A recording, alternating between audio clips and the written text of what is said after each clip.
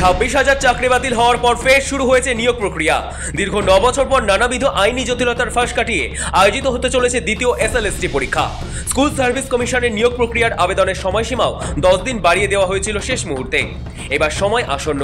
নানা আইনি জটিলতা পেরিয়ে এই পরীক্ষার আয়োজন করা হচ্ছে বলে বিশেষ গুরুত্ব পাচ্ছে এবারের আয়োজন। প্রভিশনাল অ্যাডমিট কার্ড জারি করা হয়েছে কমিশনের তরফে, আর সেখানে স্পষ্ট করে কিছু নিয়মবিধি উল্লেখ করা হয়েছে।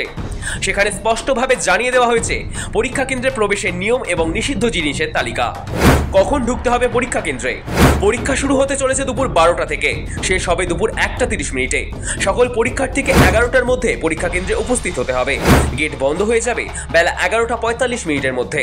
কমিশনের নির্দেশ অনুযায়ী কোনো সমস্যা এড়াতে পরীক্ষার্থীদের সকাল 10টার মধ্যেই পরীক্ষা কেন্দ্রে পৌঁছে যাওয়ার পরামর্শ দেওয়া হয়েছে। পরীক্ষা কেন্দ্রে কি নেওয়া যাবে না? কমিশনের নির্দেশ অনুযায়ী সঙ্গে রাখা যাবে না ঘড়ি, ক্যালকুলেটর, লক টেবিল। তাছাড়া মোবাইল ফোন বা কোনো রকম ইলেকট্রনিক গ্যাজেটের উপর নিষেধাজ্ঞা জারি করা হয়েছে। এর মধ্যে কোনো একটা জিনিস কারো কাছেও পাওয়া গেলে তার পরীক্ষার সুযোগ সঙ্গে সঙ্গেই বাতিল করা হবে। কি সঙ্গে রাখা যাবে? শুধু কিছু সীমিত সামগ্রী পরীক্ষার্থীদের অনুমোদিত।